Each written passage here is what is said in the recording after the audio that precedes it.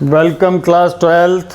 तो आज हम लोग नेक्स्ट पार्ट इलेक्ट्रोस्टैटिक्स का देखेंगे, इलेक्ट्रोस्टैटिक पोटेंशियल का। इलेक्ट्रोस्टैटिक्स तो स्टार्ट कर ही चुके हैं, कई दिनों से इलेक्ट्रोस्टैटिक्स ही चल रहा है, लेकिन आज हम लोग इलेक्ट्रोस्टैटिक पोटेंशियल का जो जहाँ तक हम लोग पिछला वीडियो देखे हैं उससे आगे आज हम लोग देखेंगे। ठीक है जी, चलिए। तो जो आज का सबसे पहला टॉपिक है वो टॉपिक आपका है potential energy of dipole in an external electric field. Potential energy in dipole in external electric field. External electric field, ये टॉपिक्स आज का हम लोग का पहला टॉपिक्स होगा जी। ठीक है जी, दिख रहा है कैमरे में? बिल्कुल सही। तो कैमरा फोकस ठीक है। चलिए, तो external electric field uniform electric field मानकर चले इलेक्ट्रिक फील्ड ही लेना होगा। और यूनिफॉर्म इलेक्ट्रिक फील्ड अगर लेते हैं तो फील्ड लाइंस एक दूसरे के पैरेलल हमको रिप्रेजेंट करना पड़ेगा। कहने का मतलब ये हो गया कि uniform parallel electric field lines represents what? Uniform electric field. इस बात को मैं कई बार बोल चुका हूँ और एक बार और दोहरा देते हैं। ठीक है जी, चलिए। ई स्ट्रेंथ का यूनिफॉर्म इलेक्ट्रिक फील्ड है, जाहिर सी बात है इस पर लगने वाला क्यू ई फोर्स इधर होगा और इस पर लगने वाला क्यू ई फोर्स इधर होगा। ओके, ये इसका सेंटर मान लीजिए, इसकी टोटल लेंथ 2a मान लीजिए। इलेक्ट्रिक फील्ड के डायरेक्शन के साथ में इसका जो डाइपोल मोमेंट का डायरेक्शन p है वो थीटा एंगल बना रहा हो। ठीक है जी, हाँ ना? थीटा एंगल अगर बना रहा होगा तो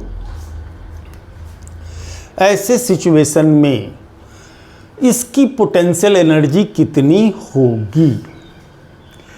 तो work done is conserved as the potential energy. ठीक है जी, कोई भी वर्क डन जो निगेटिव वर्क डन होगा वो पोटेंशियल एनर्जी के फॉर्म में क्या होगा?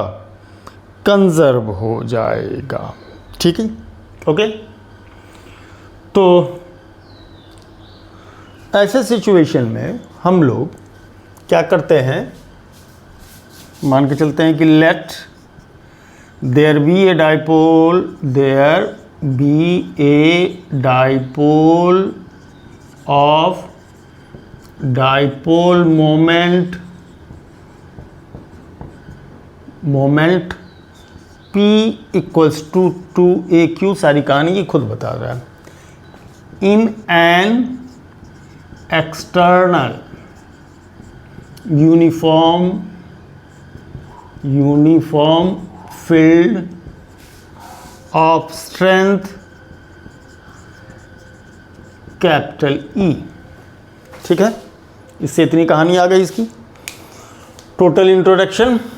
अब क्या है कहानी? अब हम लोग को पहले तो ये जानना है कि वर्क डन कितना होगा। ठीक है, और वर्क डन जानने के लिए, चूंकि ये तो क्या होगा एक्सटर्नल फील्ड में, इसमें कितनी एनर्जी है, इनफैक्ट क्या होगा, ये रोटेट होगा। डिस्प्लेसमेंट तो इसमें होना नहीं है। क्यों नहीं होना है जी? लीनियर डिस्प्लेसमेंट तो इसमें नहीं होना है। क्यों नहीं होना है? इसलिए नहीं होना है कि acting forces anti parallel equal. Q भी इस पर भी लग रहा है, क्यू इस पर लग, जितना फोर्स इस पर लग रहा है उतना ही फोर्स इस पर लग रहा है। तो एक्टिंग फोर्स इस डायरेक्शन में नेट फोर्स 0 है, क्योंकि जितना फोर्स इधर लग रहा है उतना ही फोर्स इस डायरेक्शन में लग रहा है। तो acting net force 0, acting net force 0। पूरी बात को समझिए। Acting net force that is plus Q E और माइनस क्यू ई दोनों मिलाकर के हो रहा है 0। और अब बात करें एक्टिंग नेट टॉर्क की। एक्टिंग टॉर्क है ना, टाउ एक्सटर्नल की बात करते हैं। जो एक्सटर्नल टॉर्क इस पर लग रहा है कितना है, कि इसके लिए एक्सप्रेशन हम लोगों ने निकाला है पिछले सेक्शन में, P E sine theta. Acting torque on electric dipole that is PE sin theta. तो ये ट्रांसलेशनल इक्विलिब्रियम में तो है, लेकिन ये रोटेशनल इक्विलिब्रियम में नहीं है। तो रोटेशनल इक्विलिब्रियम में अगर ये नहीं है, इन दैट सिचुएशन हम ये कह सकते हैं कि इसके पास रोटेशनल एनर्जी आएगी, रोटेशनल पोटेंशियल एनर्जी आ सकती है। जैसे मान के चलें आप कि अगर यदि इस इलेक्ट्रिक डाइपोल को छोड़ दिया जाए तो ये इलेक्ट्रिक डाइपोल आपका इस सिचुएशन में आकर के खड़ा होगा, ठीक है ना, इस सिचुएशन में खड़ा होगा। अब अगर यदि इसको हम इधर रोटेट करने की कोशिश करेंगे, है ना, इसको ऐसा रोटेट करने की कोशिश करेंगे तो आपको वर्क करना पड़ेगा। जो भी आप वर्क करेंगे वो क्या होगा, पोटेंशियल एनर्जी के स्टोर में होगी। अब फिर जब छोड़ेंगे तो फिर से वापस ऐसा आ जाएगा। मतलब कि इस कंजर्वेटिव फील्ड में अंदर इसके पास रोटेशन की पोटेंशियल एनर्जी आके कंजर्व होने वाली है, ठीक है। तो इसमें इसीलिए हम लोग जो वर्क डन निकालने जा रहे हैं वो निकालने जा रहे हैं किससे, टॉर्क से, न कि फोर्स से।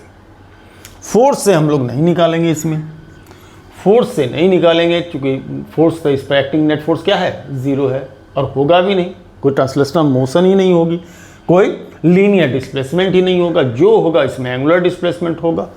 तो elementary work in rotation dW that is tau D theta, FDS linear displacement के लिए होता है। तो एंगुलर डिस्प्लेसमेंट के लिए टाउ डी थीटा, चूंकि फोर्स को रिप्लेस करता है टॉर्क, और लीनियर डिस्प्लेसमेंट को एंगुलर डिस्प्लेसमेंट। ये 11th की चीज़ें थी। रोटेशनल मोशन में हमने 11th में बतलाया है, वीडियो में जाकर के आप उसको क्या कर सकते हैं, देख सकते हैं। अगर यदि आप 12th में है, नहीं देखा है, तो एक बार जाकर के रोटेशनल मोशन का इसी ID में हमारा वीडियो है, उसको जाकर के आप देख लीजिए, है ना। इसलिए हमने पहले 11th की काफ़ी सारी वीडियो बना करके उसमें डाल दी। तो टाउ डी थीटा होगा, ओके। अब टोटल वर्क की बात करते हैं, टोटल वर्क W की बात करते हैं। तो इंटीग्रेशन ऑफ dW, कोई θ1 एंगल से θ2 एंगल लिया जाएगा, कोई θ1 एंगल से θ2 एंगल लिया जाएगा, लेना भी चाहिए, है ना जी। θ1 से θ2 लिया जाएगा, लेना भी चाहिए। तो ये आपका θ1 से θ2 dW का मतलब हो जाएगा क्या, टाउ डी थीटा। टाउ का मतलब PE sin थीटा, तो PE sin theta D theta, PE sin theta D theta. अब जो लोग इंटीग्रेशन जानते हो या नहीं जानते हो, सीधे सीधे याद कर लीजिए कि साइन थीटा का इंटीग्रेशन होता है माइनस कॉस थीटा। P का तो कुछ होगा नहीं, P बाहर आ जाएगा। साइन थीटा का इंटीग्रेशन होता है माइनस कॉस थीटा, θ1 से लेके θ2 तक, ठीक है जी। θ1 से लेके θ2 तक।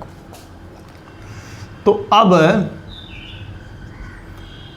माइनस के वजह से आपको यहाँ ले लेते हैं, है ना।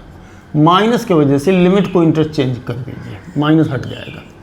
ये मैथमेटिकल टेक्निक है, ठीक। तो θ1 ऊपर आ गया, तो पहले अपर लिमिट से ये क्या होगा, रिप्लेस होगा, माइनस करते हुए फिर थीटा लोअर लिमिट से रिप्लेस होगा। मतलब जहाँ भी थीटा है वो θ1 से रिप्लेस हो जाएगा, फिर जहाँ भी थीटा है वो θ2 से रिप्लेस होगा, माइनस लग जाता है। तो वर्क डन तो ये हो गया, ठीक। चलिए, तो इन जनरल वर्क डन हो गया। अब सवाल ये उठता है कि कंसिडरेशन ऑफ पोटेंशियल एनर्जी की बात होगी तो अपन लोग भी कहीं ना कहीं क्या करेंगे, पोटेंशियल एनर्जी की मिनिमम वैल्यू कहां पर होगी, या रेफरेंस मिनिमम पॉइंट को छोड़ दीजिए, हम लोग एक रेफरेंस पॉइंट लें जहां से हम पोटेंशियल एनर्जी को मेज़र करना चाहते हैं। जैसे अगर ग्रेविटेशनल पोटेंशियल एनर्जी की बात करें तो जीरो पोटेंशियल एनर्जी अपन लोग लेते हैं, जानते हैं पता है कहाँ? जीरो पोटेंशियल एनर्जी लिया जाता है वो अर्थ के ग्रेविटेशनल फील्ड से जस्ट बाहर, वो जीरो पोटेंशियल एनर्जी लेवल लिया जाता है। और उसी के कंपैरिजन में हम लोग क्या करते हैं, पोटेंशियल एनर्जी को कैलकुलेट करते हैं। तो किसी न किसी जगह से जीरो पोटेंशियल लेकर के ही अपने को चलना होगा, करेक्ट? तो ऐसे सिचुएशन में जो एक स्टैंडर्ड तरीका है जीरो पोटेंशियल एनर्जी लेवल का, वो क्या है कि एट थीटा इजकल टू π/2 का मतलब 90 डिग्री, मतलब कि ये जब पूरे का पूरा ऐसा खड़ा होगा इलेक्ट्रिक फील्ड में, इलेक्ट्रिक डाइपोल ऐसा क्या होगा, खड़ा होगा, माने जब इसके साथ ये ऐसा ये 90 डिग्री का एंगल बना रहा हो, है ना, तो इसको क्या ले रहे हैं, जीरो पोटेंशियल एनर्जी लेवल हम लोग लेकर के क्या हो रहा है, चल रहा है। अब ऐसे सिचुएशन में हमारा लोअर लिमिट कितना हो जाएगा, θ1 की वैल्यू हम π/2 ले रहे हैं, तो θ2 को थीटा कह लेते हैं, θ2 को थीटा कह लेते हैं कि 90 डिग्री से इधर कितना है या इधर कितना है, जो भी होगा, है ना। तो चूंकि इनिशियल पोजीशन यानी जीरो पोटेंशियल एनर्जी लेवल हमने ये ले लिया है, ठीक है। चलिए θ2 को थीटा, अब अगर इसको देते हैं तो ये आपका, अब हम इसको पोटेंशियल एनर्जी फॉर्म में लिख पाएंगे, अभी तक तो वर्क डन में था PE, अब θ1 को के बदले π/2 डल जाएगा और θ2 के बदले थीटा डल जाएगा, ठीक है। देखिए कैमरा से कट तो नहीं रहा है, नहीं है कैमरे में, हाँ।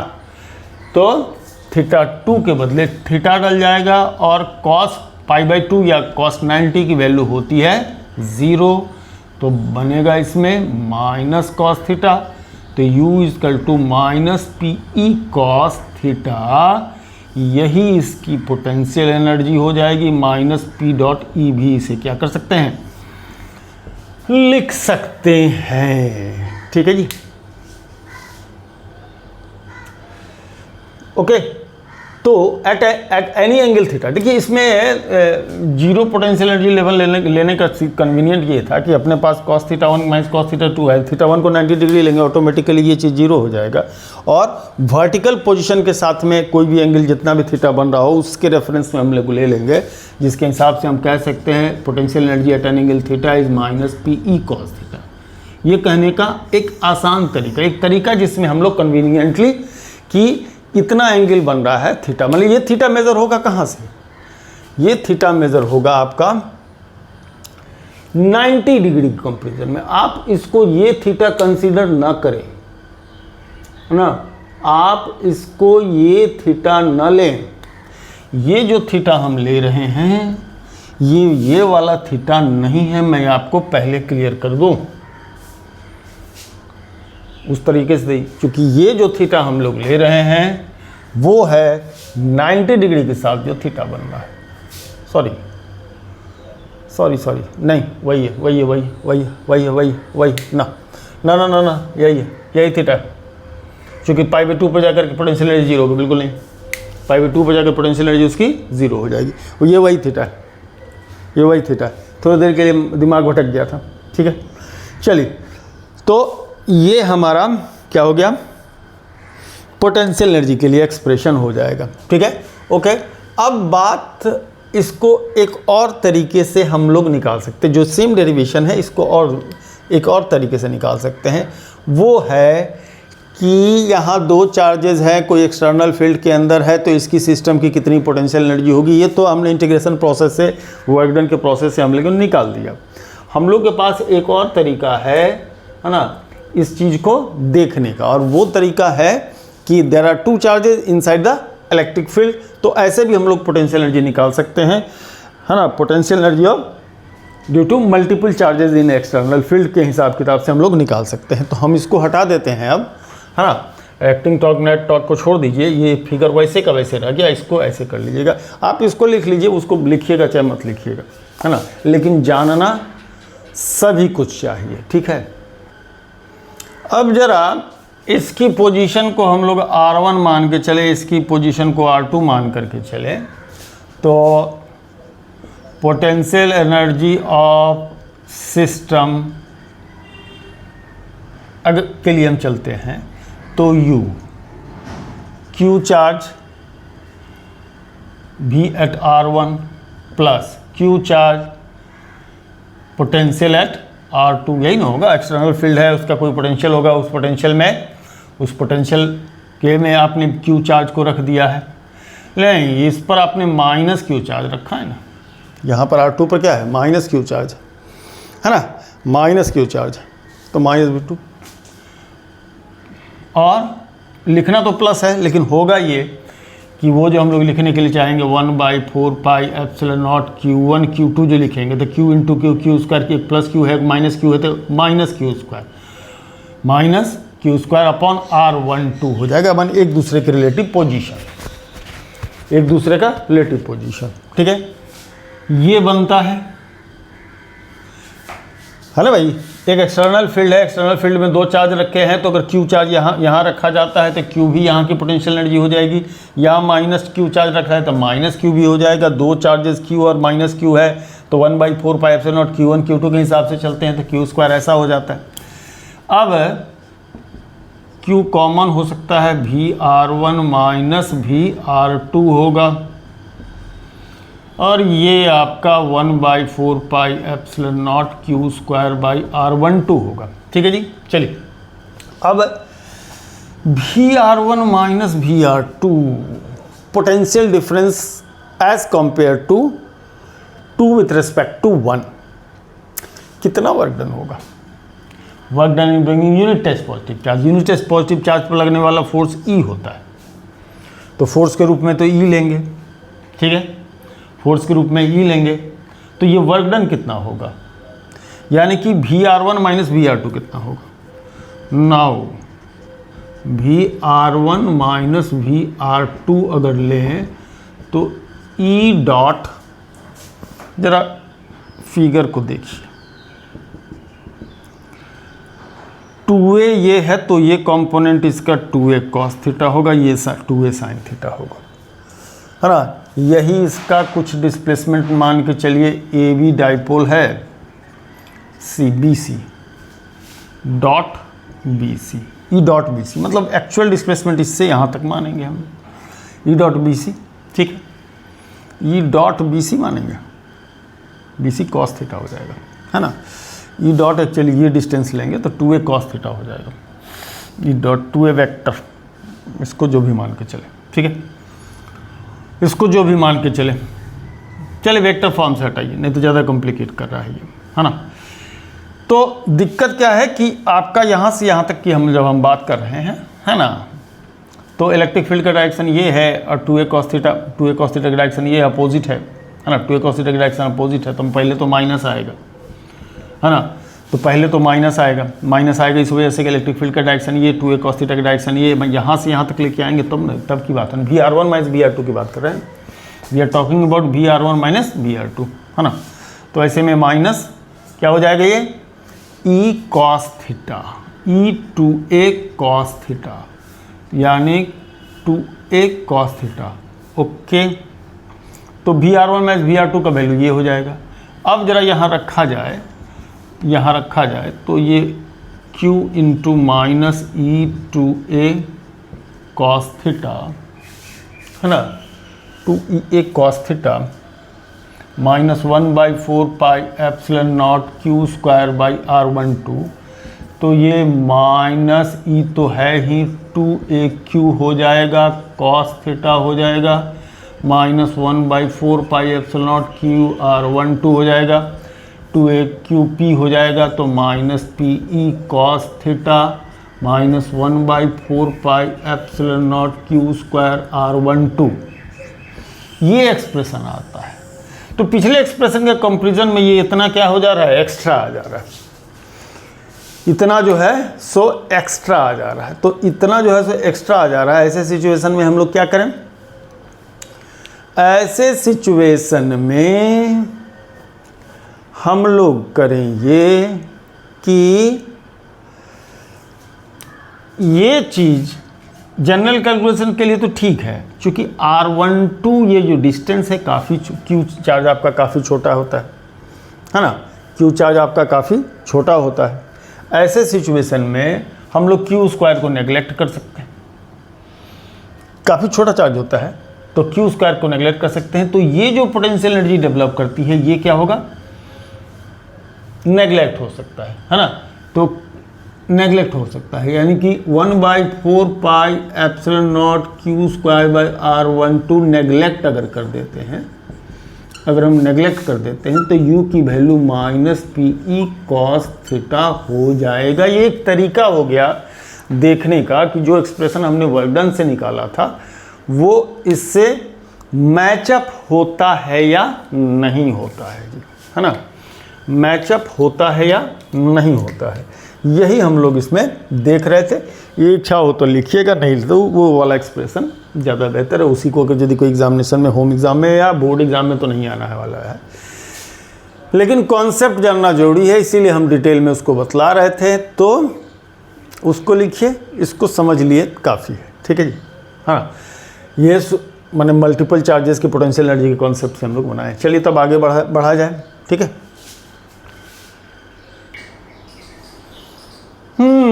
तो आपने देख रहे होंगे कि सब कुछ तो हटा दिया, लेकिन इस फिगर को अभी भी रखे हुए हैं।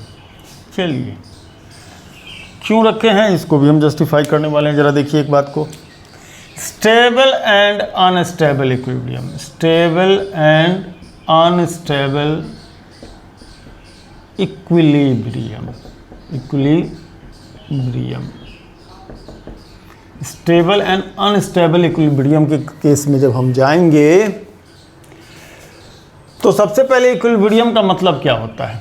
इक्विलिब्रियम, इक्विलिब्रियम का जो मतलब है, जो लोग 11th ढंग से पढ़े हुए हैं तो बता सकते हैं कि इक्विलिब्रियम का मतलब होता है एफ नेट 0 और टी नेट भी 0। तो एफ नेट, इस केस में एफ नेट 0 तो ऑलवेज है, ये ऑलवेज 0 होता है, ये ऑलवेज यूनिफॉर्म इलेक्ट्रिक फील्ड के अंदर, यूनिफॉर्म फील्ड में, uniform field F net always 0।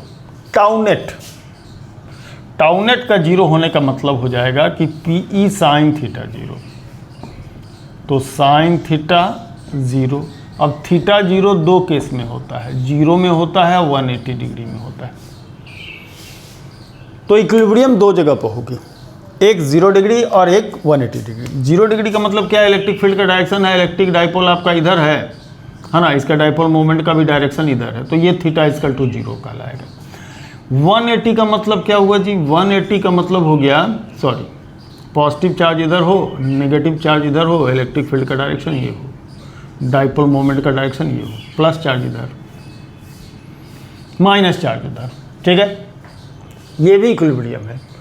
क्यों, देखिए इस पर लगने वाला फोर्स QE सीधा सीधा इधर, और इधर लगने वाला QE सीधा सीधा फोर्स है। लाइन ऑफ एक्शन दोनों का कोइंसाइड कर जाए। इस केस में भी इस पर लगने वाला फोर्स का डायरेक्शन इधर, इस पर लगने वाला फोर्स का डायरेक्शन इधर, लाइन ऑफ एक्शन कोइंसाइड कर जाता है। देखिए इसी को इलेक्ट्रिक डाइपोल मान के चलिए, तो ये नहीं घूमेगा। अगर मैं इधर इसको इधर खींच रहा हूँ और इसको इधर खींच रहा हूँ, ये नहीं घूमेगा, रोटेट नहीं होगा। ये रोटेट कब होगा, जब मैं इसको इधर धकेल हूँ, इसको इधर ला रहा हूँ।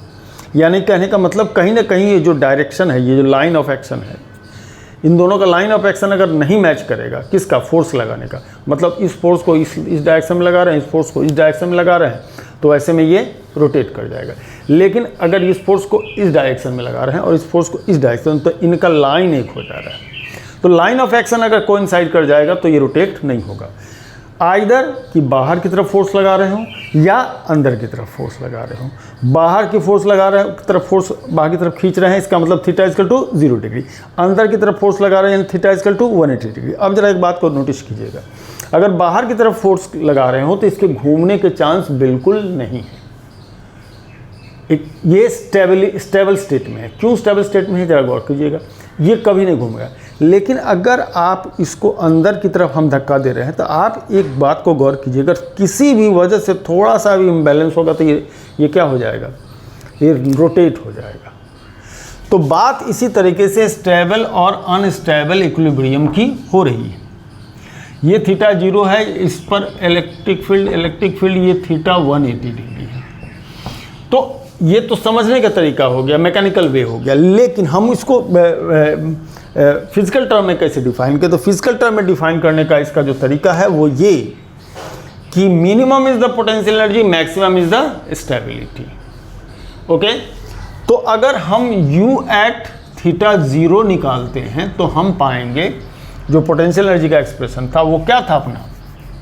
पोटेंशियल एनर्जी का एक्सप्रेशन था माइनस पीई साइन थीटा, नहीं कॉस थीटा। साइन थीटा तो इसमें आता है टॉर्क में, कॉस थीटा। तो u at theta equal to 0 पर निकालते हैं तो माइनस पीई कॉस 0 की वैल्यू 1 माइनस पी होता है। u at theta equal to 180 degree पर अगर हम निकालते हैं तो minus PE cos 180 that is minus PE cos 0 का वैल्यू 1 हो रही थी वहाँ, तो 1 लिखे हैं, यहाँ -1 होती है तो प्लस पीई हो जाएगा। एनर्जी कहाँ ज़्यादा दिख रहा है? यहाँ ज़्यादा दिख रहा है। तो जहाँ की पोटेंशियल एनर्जी ज़्यादा होगी वहाँ अनस्टेबल होगा। Less is the potential energy, more is the stability. Potential energy जितना कम होगा उसकी स्टेबिलिटी बढ़ती जाएगी। General case, in general case की बात हो रही है कि stability of any system is dependent on the status of its potential energy. अगर पोटेंशियल एनर्जी जितना मिनिमम होगा उतना ही उसकी स्टेबिलिटी अधिक हो जाएगी, है ना। तो इस कॉन्सेप्ट से हम लोग एक स्टैंडर्ड तरीका हो गया बताने का, बाकी तो समझ ही सकते हैं। एलिमेंट टाइप से कि बाहर की तरफ खींचेंगे लाइन ऑफ एक्शन सेम हो जाएगा तो भी स्टेबल है, अंदर करेंगे तो भी इक्विलिब्रियम में होगा। लेकिन स्टेबिलिटी की बात तब आएगी जब थीटा इक्वल टू 0 डिग्री पर होगा, 180 पर ये चांसेस हैं कि ये घूम सकता है, अनस्टेबल हो सकता है। ये अनस्टेबल है, ये क्या है? अनस्टेबल है, ये अनस्टेबल स्टेट में है चूँकि इसकी पोटेंशियल एनर्जी ज़्यादा है।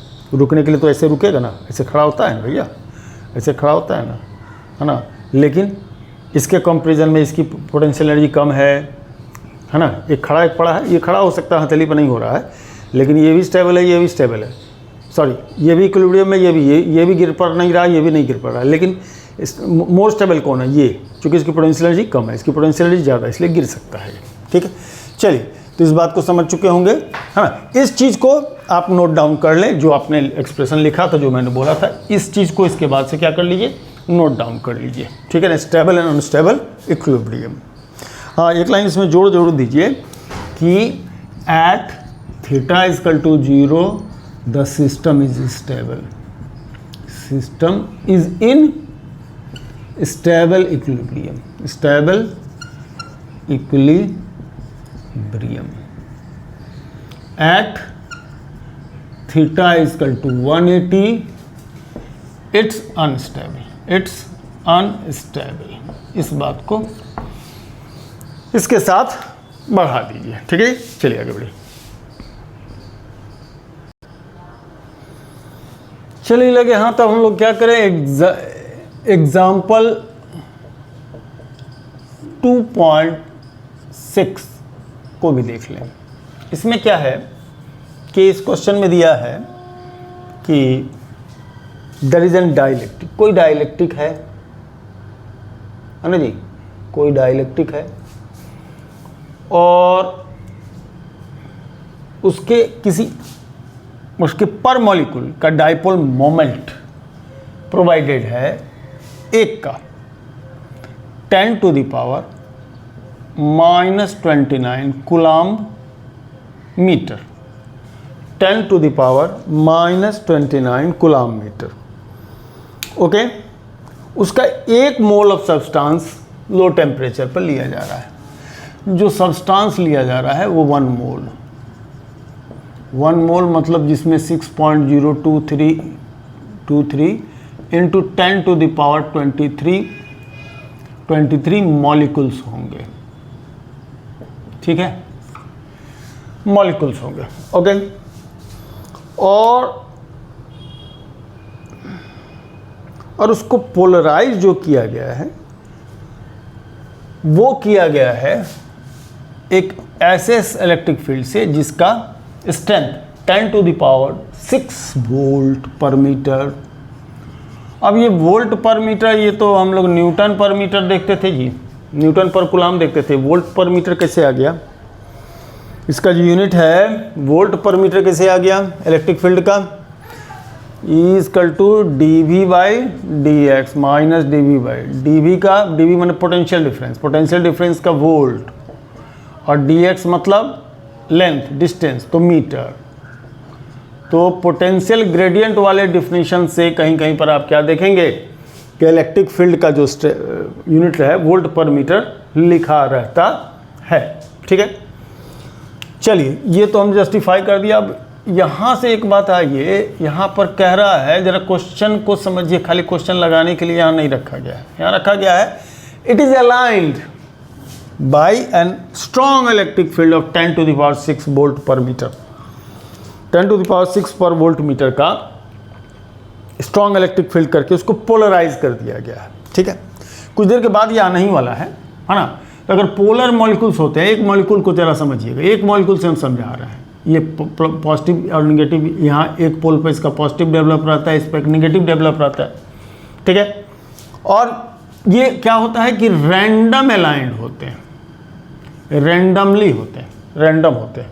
जैसे ही इस पर इलेक्ट्रिक फील्ड को हम लोग अप्लाई करते हैं, वैसे ही क्या होता है, इलेक्ट्रिक फील्ड के डायरेक्शन में ये अलाइंड अप हो जाता है। ये जितने भी मॉलिक्यूल्स हैं, ये इलेक्ट्रिक फील्ड के डायरेक्शन में, ये आपका इलेक्ट्रिक फील्ड का डायरेक्शन है, तो ये क्या होता है, सब के सब ऐसा अलाइंड अप हो जाते हैं, है ना, ऐसा अलाइनमेंट इनका हो जाता है। करेक्ट, और इनका अपना खुद का भी क्या बन जाता है, एक नेट इलेक्ट्रिक फील्ड डेवलप कर जाता है, इनका भी अपना नेट इलेक्ट्रिक फील्ड डेवलप कर जाता है। तो इसको कहते हैं इंड्यूस्ड क्या पोलराइजेशन, इंड्यूस्ड पोलराइजेशन हम इसको कह सकते हैं। इसको इंड्यूस कर दिया जाता है, फोर्स कर दिया जाता है।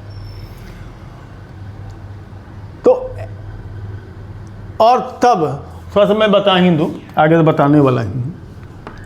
तो होता ये है कि ये खुद का भी अपना एक इलेक्ट्रिक फील्ड डेवलप कर लेता है, इलेक्ट्रिक फील्ड डेवलप करता है जो अप्लाइड इलेक्ट्रिक फील्ड के अपोजिट होता है, और नेट इलेक्ट्रिक फील्ड को ये रिड्यूस कर देता है ना। आज के वीडियो में या अगले वीडियो में शायद ये आ भी जाएगा। तो इस न्यूमेरिकल के माध्यम से हम लोग यही समझने की कोशिश कर रहे हैं। हम लोग उधर जहाँ जा रहे हैं उसका कुछ हवा लगना चालू हो रहा है। ठीक है, तो जैसे ही इलेक्ट्रिक फील्ड अप्लाई किया जाता है, जो भी पोलर मॉलिक्यूल्स हो या नॉन पोलर हो, उस पर भी हम चर्चा बाद में करेंगे। पोलर मॉलिक्यूल्स हो या नॉन पोलर मॉलिक्यूल्स हो, इस पर जैसे इलेक्ट्रिक फील्ड लगता है, ये पहले कोई इस डायरेक्शन में इसका डाइपोल होता है, कि इस डायरेक्शन में, कोई इस डायरेक्शन में, कोई इस डायरेक्शन में, कोई इस डायरेक्शन में। लेकिन जैसे ही इलेक्ट्रिक फील्ड लगता है, सब अलाइंड अप हो जाते हैं, मिनिमम पोटेंशियल एनर्जी लेवल पर में चले जाते हैं। मिनिमम पोटेंशियल एनर्जी लेवल में क्या होता है, चले जाते हैं। ओके, तो ऐसे सिचुएशन में इसके पास अपनी एक कुछ एनर्जी रही होगी, बनेगी इसकी एनर्जी। तो U इनिशियल इसके पास कितना बनेगा, जब ये लाइंड अप हो जाएगा तो कितनी एनर्जी बनेगी, तो माइनस PE cos थीटा बनेगा। तो थीटा 0 मानते हुए माइनस P डाइपोल मोमेंट, अरे ये डाइपोल मोमेंट तो पहले पूरा निकाल लिया जाए। एक मॉलिक्यूल का है 10⁻⁻29, एक मॉलिक्यूल्स है, तो net dipole moment, total dipole moment, इनका जो सबका डाइपोल मोमेंट डेवलप करेगा, सबका जो डाइपोल मोमेंट डेवलप करेगा, है ना, नेट डाइपोल मोमेंट, पी की कह लो, चलो स्मॉल p कैपिटल P, चलिए। तो ये हो जाएगा, इतने मॉलिक्यूल्स हैं और एक मॉलिक्यूल का डाइपोल मोमेंट ये है, तो 6.023 इंटू 10⁻23 इंटू 10⁻⁻29। तो ये 6.023 इंटू 10⁻⁻6 आ रहा है जी, है ना, 10⁻⁻6 आ रहा है ना, कूलाम मीटर। ये नेट डाइपोल मोमेंट हो रहा है। अब तो potential energy, initial potential energy इसकी कितनी बन जाएगी, तो माइनस PE cos थीटा हो जाएगा। अच्छा, एक काम करते हैं, इसको ये हटा देते हैं, ये हटा लेते हैं, तो 6 इंटू 10⁻⁻6 कूलाम मीटर कह सकते हैं।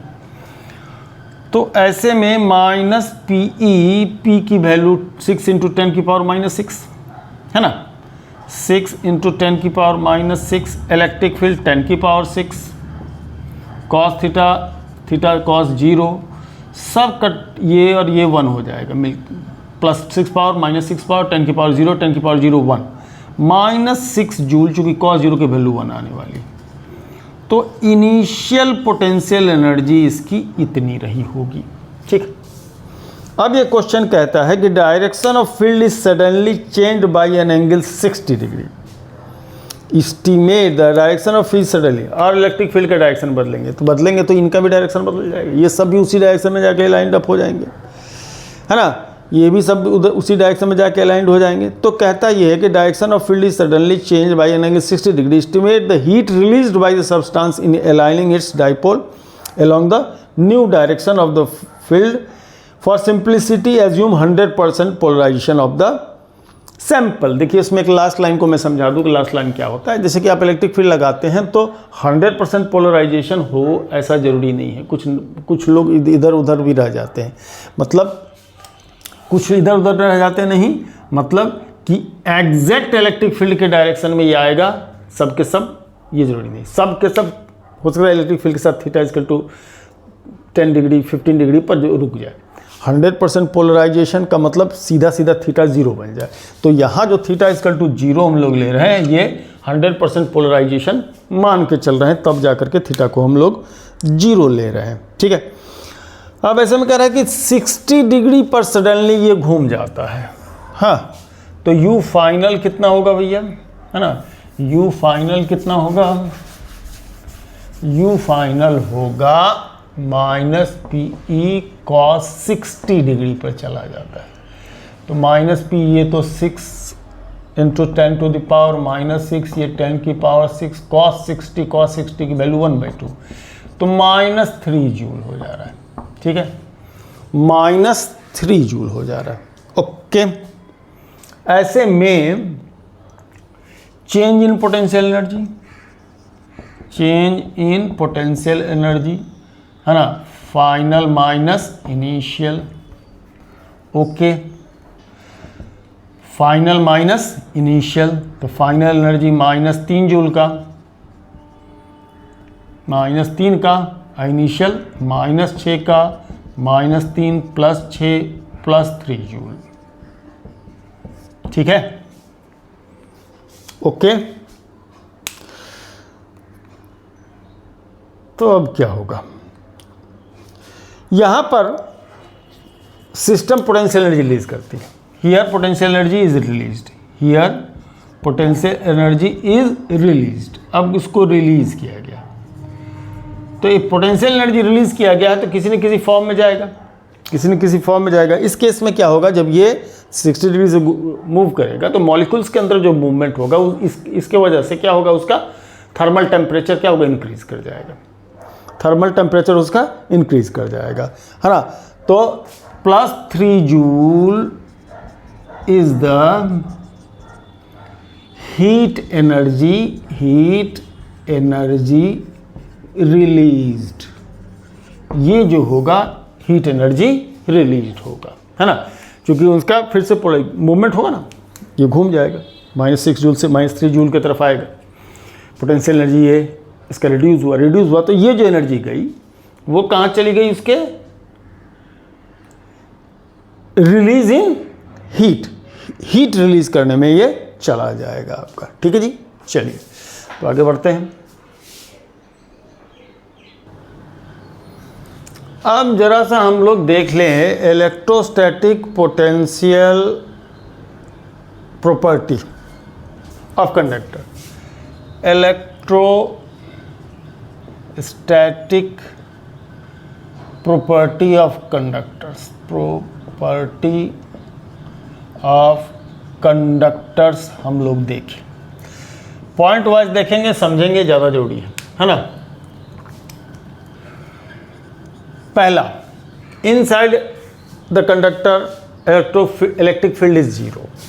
पहला पॉइंट क्या है, inside the conductor electric field is 0। अंदर की इलेक्ट्रिक फील्ड कंडक्टर के अंदर 0 होगी, कभी भी कंडक्टर के अंदर में कोई फील्ड होगा नहीं। सॉलिड हो या हॉलो कंडक्टर हो, इन बोथ केसेस समझने की जरूरत है, ये पॉइंट आप नोट कर लेंगे, सॉलिड हो या हॉलो। करेक्ट है ना। तो पहले सॉलिड के विषय में देखते हैं। यहाँ पर मान लीजिए आपका चार्ज आप देते हैं, आप कहते हैं कि भाई अंदर चार्ज नहीं रहेगा, टोटल चार्ज इसके सरफेस के ऊपर आ जाएगा। और अगर यदि हम कहें कि इसके अंदर का इलेक्ट्रिक फील्ड जीरो नहीं है, अगर इलेक्ट्रिक फील्ड जीरो नहीं है, तो अगर इलेक्ट्रिक फील्ड इसके अंदर जीरो नहीं है तब तो अंदर जो इलेक्ट्रॉन होंगे वो मूव करेंगे, वो ड्रिफ्ट होंगे। ड्रिफ्ट होंगे तो मोशन करेगा, मोशन करेगा तो हीट होगा। यानी कोई भी चार्ज अगर यदि मेटल है तो अब कुछ देर के बाद ऑटोमेटिकली हीट हो जाएगा। ऐसा होता है क्या? नहीं होता है, ऐसा नहीं होता है। एक रीजन से हम कह सकते हैं। दूसरा रीजन क्या? दूसरा region inside current electric field. हाँ, दूसरा रीजन क्या हो सकता है? देखिए, अगर कोई भी दो चार्ज को मान लीजिए यहाँ पर रह भी गया गलती से, तो ये एक दूसरे को रिपेल करके वहाँ तक रिपेल करेगा जब तक ये सरफेस पर नहीं चला है ना। ये बात वैसी हो गई जैसे कि दो चीज़ एक दूसरे को धकेल रहे हुए कमरे के अंदर, तो जा करके ये वाला इस दीवार पर और वो वाला इस दीवार पर जा करके क्या होगा? रुक जाएगा। क्योंकि दीवार से उस पार तो ये नहीं जा पाएगा, दीवार से उस पार नहीं जा पाएगा। उसी तरीके से अगर दो चार्ज है तो ये इसको रिपेल करेगा, ये इसको रिपेल करेगा, और है ना, और ये जो है सो हमारा मूव करके सरफेस तक चला जाएगा। सरफेस से बाहर इसलिए नहीं जा पाएगा क्योंकि उसका आयनाइजिंग पोटेंशियल तक वो नहीं पहुंच पाएगा। इतना रिपल्सन नहीं होगा कि आयनाइजिंग पोटेंशियल तक पहुंच पाएगा। आयनाइजिंग पोटेंशियल तक अगर पहुंचा तो सरफेस से भी बाहर निकल सकता है, ये भी बात हम बताएंगे, ठीक है। तो ऐसे में ये रिपल होकर के बाहर चला जाएगा। अब रह गई बात की हॉलो के अंदर। ये तो बात हम लोग कर रहे थे सॉलिड की। अब अगर बात कर रहे हैं किसकी? हॉलो की। तो हॉलो की बात करें तो चार्ज तो अंदर होगा नहीं, inside the conductor electric field zero. चलिए, इलेक्ट्रिक फील्ड जीरो होता है। इलेक्ट्रिक फील्ड जीरो होने के पीछे का जो कहानी है, वो कहानी इसके अंदर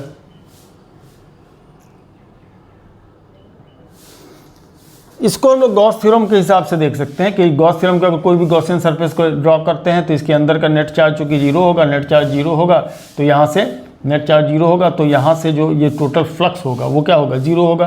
तो फ्लक्स जीरो होने का मतलब E into S equal to Q by epsilon naught लेते हैं तो ये चीज़ जीरो हो जाता है। इंटू एस बराबर जीरो, तो एस तो जीरो है नहीं, ये जीरो है नहीं, तो इलेक्ट्रिक फील्ड की वैल्यू क्या होगी? जीरो होगी। इस चीज़ को हम देख सकते हैं। सॉलिड के विषय में कुछ और भी एक्सप्लेनेशन दे सकते हैं। ये एक्सप्लेनेशन इसके लिए भी ट्रू हो जाएगा, लेकिन सॉलिड के विषय एक और एक्सप्लेनेशन दे सकते हैं। अगर मान लीजिए चार्ज रहेगा तो चार्ज पे इलेक्ट्रिक फील्ड रहेगा तो इसके अंदर इलेक्ट्रॉन होंगे तो इलेक्ट्रॉन ड्रिफ्ट होंगे तो ये हीटअप होगा, ऐसा भी कह सकते हैं। या चार्ज रह सकता है तो म्यूचुअल रिपल्सन का सरफेस के ऊपर जा सकता है, ठीक है। हॉलो के विषय में गॉस थ्योरम से हम लोग क्या कर सकते हैं? उसको एक्सप्लेन कर सकते हैं। इन सब चीज़ों को समझना है, लिखने उखने की उतनी जरूरत नहीं है। ये पॉइंट को नोट करने की रखने की जरूरत है कि inside the conductor electric field is zero. दूसरा पॉइंट जो आता है वो क्या कहता है कि at the surface of the charge conductor electric field must be normal to the surface at every point. Electric field is normal to the surface of conductor at each and every point, हर एक point पर ये perpendicular होगा। मतलब कहना ये चाहता है कि कोई भी मेटल है तो इसके सरफेस के ऊपर अगर कहीं पर चार्ज रखा हुआ है, चार्ज है अगर किसी मेटल सरफेस के ऊपर, तो किसी भी पॉइंट पर ये परपेंडिकुलर होगा, इलेक्ट्रिक फील्ड का डायरेक्शन परपेंडिकुलर होगा।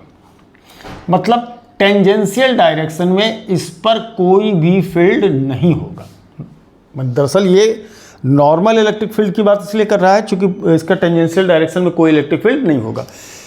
अगर हुआ तो यहाँ पर जो चार्ज है वो ड्रिफ्ट होने लगेंगे, तो सरफेस के ऊपर चार्ज का मूवमेंट स्टार्ट हो जाएगा, और सरफेस के ऊपर अगर चार्ज का मूवमेंट स्टार्ट होगा हीटिंग इफेक्ट आएगा, वो गर्म हो जाएगा। तो इसका मतलब कि इलेक्ट्रिक फील्ड का जो डायरेक्शन है किसी भी मेटालिक सरफेस के ऊपर क्या होता है? वो नॉर्मल डायरेक्शन में, या किसी मेटालिक सरफेस या किसी कंडक्टर के ऊपर परपेंडिकुलर होगा। क्योंकि अगर ये नॉर्मल डायरेक्शन में अगर नहीं हुआ तो इसका अगर मान लीजिए सपोज दैट कि अगर ऐसा होता, नॉर्मल नहीं होगा, इलेक्ट्रिक फील्ड, तो इसके टेंजेंशियल डायरेक्शन में कोई ना कोई component E cos theta develop कर जाएगा, और ई कॉस थीटा डेवलप कर जाएगा तो ऐसी सिचुएशन में एक चार्ज को क्या कर देगा, वो मूव करने लगेगा। और चार्ज का रैंडम मूवमेंट अगर होने लगा किसके ऊपर, सरफेस के ऊपर, तो सरफेस क्या होगा, हीट अप हो जाएगा। ठीक है जी, है ना। ये तो हो गया ऑल एट द सरफेस हो गया। दूसरा क्या होगा, हाँ, the interior of the conductor can have no excess charge in static connection. ये चीज। तीसरा पॉइंट है, inside conductor there will be no charge, there will be no charge in static state.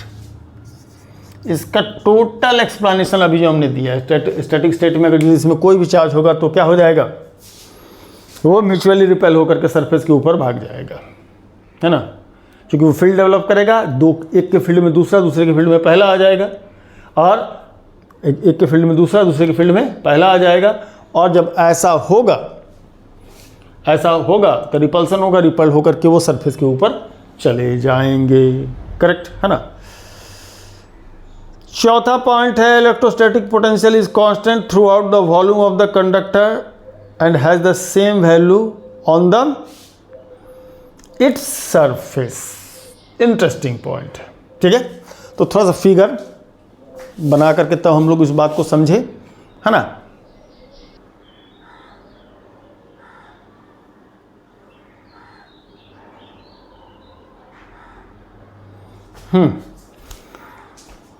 चौथा पॉइंट है, at each and every point inside a conductor potential is same and it is equal to the potential at surface। Interesting बात क्या है, hollow हो या solid हो। बात तो अब तक हम लोग कर चुके हैं कि भाई जो भी चार्ज होगा सरफेस के ऊपर होगा, अंदर की इलेक्ट्रिक फील्ड ज़ीरो होगी। तो जब अंदर की इलेक्ट्रिक फील्ड इसकी क्या होगी, ज़ीरो होगी, ई ज़ीरो होगा। चलिए, potential at any point is the work done in bringing unit test positive charge from infinite to that point. किसी पॉइंट का पोटेंशियल इनफाइनाइट से यूनिट टेस्ट पॉजिटिव चार्ज को उस पॉइंट तक लाने में वर्क डन के बराबर होता है। चलिए हम लोग एक चार्ज को लेके चलते हैं, यूनिट टेस्ट पॉजिटिव चार्ज, है ना। यूनिट टेस्ट पॉजिटिव चार्ज को लेके चल रहे हैं। जैसे इधर आते जाएंगे, अगेंस्ट द फील्ड जाएंगे, वर्क होता जाएगा, यहाँ से आएंगे, वर्क होगा, यही वर्क जो होगा पोटेंशियल एनर्जी के फॉर्म में कंजर्व होते जाएगी, यहाँ तक आएगा। चलो यहाँ तक आने में भी वर्क हुआ, तो बी ही इसका पोटेंशियल बन जाएगा। ओके, अब जैसे ही इसके अंदर हम जाएंगे, जैसे ही इसके अंदर इंटर करेंगे, तो यहाँ पर अब इलेक्ट्रिक फील्ड नहीं है, चाहे हॉलो हो या सॉलिड हो। तो यहाँ के बाद अगर किसी भी पॉइंट तक हम आते हैं, कोई भी पॉइंट P1 पर आए, P2 पर आए, कोई P3 पर चले जाएं, या किसी भी पॉइंट तक चले जाएं, क्योंकि अंदर का इलेक्ट्रिक फील्ड जीरो है, तो वर्क डन जीरो होगा। तो यहाँ के बाद का कोई वर्क डन नहीं होगा। तो क्या यहाँ का पोटेंशियल हम जीरो कह दें? नहीं, पोटेंशियल तो जीरो नहीं होगा, क्योंकि हम कंपेयर करेंगे कि इस बाहर का ये जो पॉइंट है, यहाँ से लेकर के यहाँ तक P3 पर या P1 पर या P2 पर लाने में वर्क कितना करना पड़ेगा। तो होगा ये कि सरफेस तक लाने में जितना वर्क करना पड़ेगा, उसके बाद कोई वर्क नहीं करना पड़ेगा। तो हम कह सकते हैं कि एक्सटर्नल पॉइंट से चाहे P1 तक या P2 तक या P3 तक लाते हैं, तो सेम अमाउंट ऑफ वर्क करना पड़ता है, और वो वर्क किसके बराबर होता है, सरफेस पर वर्क डन के बराबर होगा। यानी कि सरफेस का जो पोटेंशियल होगा वही इनसाइड का पोटेंशियल होगा। तो इलेक्ट्रिक फील्ड अंदर का जीरो होता है, लेकिन पोटेंशियल जीरो नहीं होता है। किसके केस में? कंडक्टर के केस में तो inside electric field is zero, भी नॉट जीरो, और भी और अंदर का भी और बाहर का भी दोनों भी क्या रहेंगे, सेम होंगे। सरफेस का जितना पोटेंशियल होगा वही इंटीरियर अंदर का पोटेंशियल होगा। ठीक है जी, चलिए तो 50 मिनट का वीडियो हो गया। अब बाकी बात के लिए हम लोग कल की तैयारी करेंगे। वो आई होप कि आप लोग इसको लिख रहे हों, समझ रहे हों और ग्रेजुअली हमारे साथ चल रहे हों। क्योंकि अगर साथ साथ ना चलिएगा तो फिर दिक्कत होगी। इधर गर्मी की वजह से कई दिन से वीडियो नहीं बना पाए। आज तक 4 दिन के बाद हम वीडियो बना पाए हैं। नहीं तो इतनी ज़्यादा गर्मी थी कि सुबह के टाइम भी आप बिना कूलर या पंखे के खड़े नहीं हो सकते थे। अभी भी गर्म लग रहा है, लेकिन कल थोड़ा मौसम ठीक था तो कम से कम कुछ बर्दाश्त हो जा रहा है, हल्का फुल्का आज भी आ रहा है। ठीक है, चलिए धन्यवाद।